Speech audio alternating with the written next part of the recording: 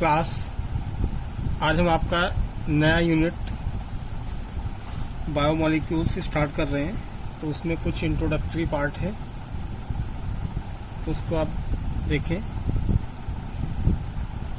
Biomolecules,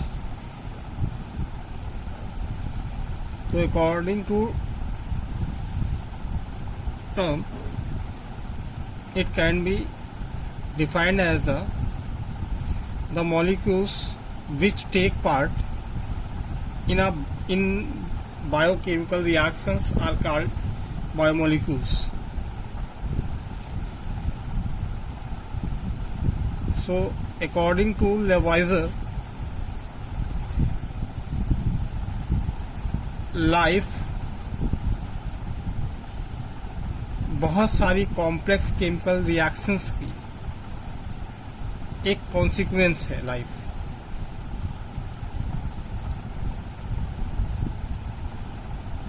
इनमें कुछ specific chemical reactions होती हैं जिसके द्वारा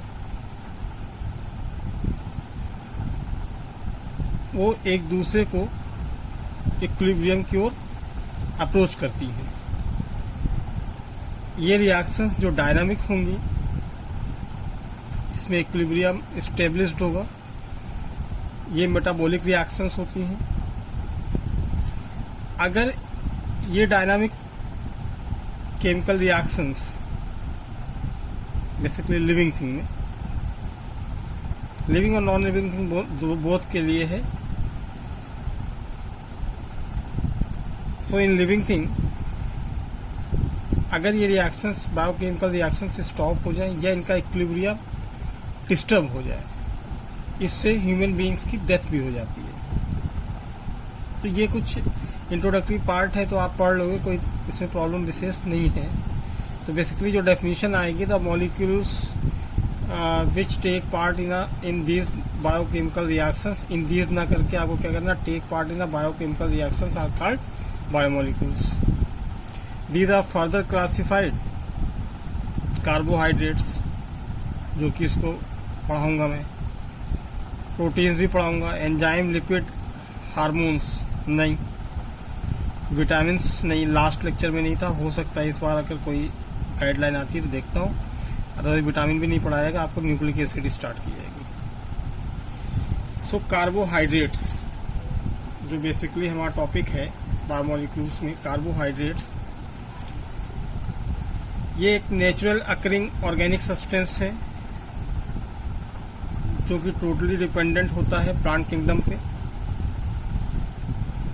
carbohydrate are the compound of carbon, hydrogen and oxygen only. In this hydrogen and oxygen present in 2:1 ratio in water molecule. Their general formula is CxH2O whole of Y. But carbohydrate देखिए यहाँ पे, यानी इसको हम कार्बो plus hydrate से मिलकर बनाता है, यानी हाइड्रेट्स ऑफ कार्बन।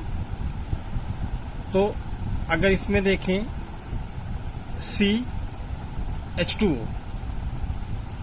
तो ये hydrate of carbon, that's why carbohydrate. Like that CuSO4.5H2O, ये क्या है, हाइड्रेटेड कॉपर सल्फेट। तो वैसे ही कार्बन हाइड्रेट या हाइड्रेट ऑफ कार्बन। बट इसमें कुछ प्रॉब्लम्स आई कि ये इस डेफिनेशन को ज़्यादा दूर तक ये सेटिस्फैक्शन नहीं हो सका। फॉर एग्जाम्पल ग्लूकोज, फ्रक्टोज, ये तो इनके बेस पे थे, ठीक है। तो अगर CxH2O के उसमें बात करें तो इसमें रेशियो क्या आता है, 1:2:1, ये रेशियो रहेगा। लेकिन आगे चल के ये चीज़ें जो है काफ़ी डिस्टर्ब हो जाती है, ठीक है ना। तो इसके कुछ एक्सेप्शंस भी हैं कि जिनका general formula like that carbohydrate होगा, but they do not act as a carbohydrate, right. some carbohydrate do not follow the general formula of this general formula, like ribose, rhamnose and rhamnohexose. तो यहाँ पे देखिए कहाँ पे इस फॉर्मूले को फॉलो नहीं करेगा, या 1:2 2:1 का फॉलो नहीं हो रहा है, 1:2 2:1, यानी जिसमें C H और O का रेशियो होता है, ये इसमें नहीं पाया जाता है, लेकिन ये कार्बोहाइड्रेट कहलाते हैं। इसी तरह कुछ ऑर्गेनिक कंपाउंड है जिनका जनरल फार्मूला तो इसके अकॉर्डिंग होगा, यानी 1:2 कार्बन हाइड्रोजन और ऑक्सीजन में अगर देखें तो 1:2:1 C H और O, ये तो जनरल फार्मूला शो करेगा, बट वो कार्बोहाइड्रेट की तरह रिएक्ट नहीं करेंगे या एक्ट नहीं करेंगे। जैसे एसिटिक एसिड, तो यहाँ पे देखें C कितना है, 2 है, हाइड्रोजन 4 है और ऑक्सीजन 2 है। तो अगर 2 है तो अगर इसमें निकालें तो 1:2 2:1, और जैसा कि हम जानते हैं कि ये क्या है, एसिटिक एसिड है, जो कि ये कंप्लीटली रॉन्ग होगा, राइट। इसी तरह C3H6O3 है, लैक्टिक एसिड, फॉर्मल्डिहाइड है। तो ये सभी जो है जनरल फार्मूला कार्बोहाइड्रेट्स के फॉलो कर रहे हैं, बट वो कार्बोहाइड्रेट की तरह प्रॉपर्टीज नहीं शो कर सकते, ठीक है। सो यह डेफिनेशन ज़्यादा दूर तक नहीं चल पाई कि carbohydrate is also known as hydrate of carbon, but that's not actual. So इसको डिफाइन किया गया further, carbohydrates all polyhydroxy aldehyde and ketones along with all those substances which yield polyhydroxyaldehyde or ketones on hydrolysis and contain at least one asymmetric carbon termed as carbohydrates, right. तो ये अगर हेमीस्टल देखें तो इसमें 4 different type के हैं, तो ये एक सिमेट्रिक कार्बन होगा, ठीक। अब जो ग्लूकोज है फर्स्ट इसका, ठीक है, तो ग्लूकोज एक एल्डोहेक्सोज है, क्यों? क्योंकि उसमें एल्डिहाइड ग्रुप प्रेजेंट होगा और 1 2 3 4 5 6 कार्बन चेन होगी, that's why it is aldohexose. और ये एक हेमीस्टल फॉर्म में दिए हैं, जिसमें कि एक किरैल कार्बन दिखाया गया है या एसिमेट्रिक कार्बन, एक इससे H, इससे O लगी हुई है, इससे CH2OH पूरा ऐड किया गया है और इससे CHOH। तो ये एसिमेट्रिक कार्बन में प्रेजेंट है, ठीक है। Importance and occurrence of carbohydrates, तो ये आप इसको पढ़िए, अगर कोई इसमें प्रॉब्लम्स आ रही हैं तो इसको पूछिए। क्लासिफिकेशन ऑफ कार्बोहाइड्रेट्स, तो बेसिकली टू पार्ट्स में डिविजनाइज किया गया है, firstly sugar and non sugar और पॉलीसैकेराइड्स। तो इसकी ये थ्योरेटिकल पोर्शन है, अगर आपको कहीं कोई प्रॉब्लम्स आती हैं तो इसको जरूर डिस्कस करिए, राइट। ओलिगोसैकेराइड्स, तो ओलिगोसैकेराइड्स को ये शुगर में हो जाएगा, और जो बी पार्ट है, ठीक है, ये जो है मोनोसैकेराइड्स है, यानी मोनोसैकेराइड्स देख लीजिए शुगर्स में क्या होगा, ये प्रॉपर्टीज हैं। Monosaccharides are simplest carbohydrates can't be hydrolyse further, यानी अगर हम C6H12 जैसे मोनोसैकेराइड्स है, O6 या ग्लूकोज या फ्रक्टोज जो भी ले लें, उनका अगर फर्दर हाइड्रोलिसिस करें तो ये पॉलीहाइड्रोक्सी एल्डिहाइड कीटोन नहीं देंगे, यानी इसको फर्दर हाइड्रोलाइज नहीं किया जा सकता। That's why these are known as monosaccharides. इसमें इसका जनरल फार्मूला जो होता है वो मोनोसैकेराइड्स का CnH2n ON, where N is 3 to 10 number of carbon हो सकते हैं।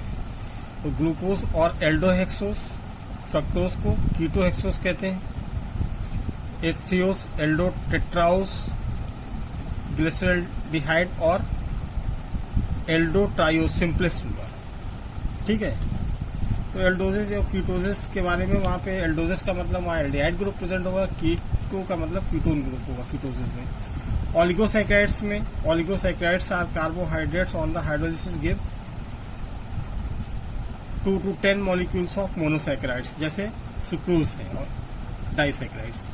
तो इसकी अगर हम हाइड्रोलिसिस कर रहे हैं तो आपका एक मॉलिक्यूल ग्लूकोज और एक मॉलिक्यूल फ्रक्टोज। इसी तरह लैक्टोज है, एक मॉलिक्यूल ग्लूकोज और दूसरा molecule lactose. Molecular formula same है but structurally they are differ to each other, right. इसी तरह ट्राइसैकेराइड्स होंगे, टेट्रासैकेराइड्स होंगे। ओलिगोसैकेराइड्स में भी इसकी स्टडी हम करेंगे, ठीक है। Sugars are divided into 2 groups on the basis of, sugar को तो on the basis of hydration, ठीक है।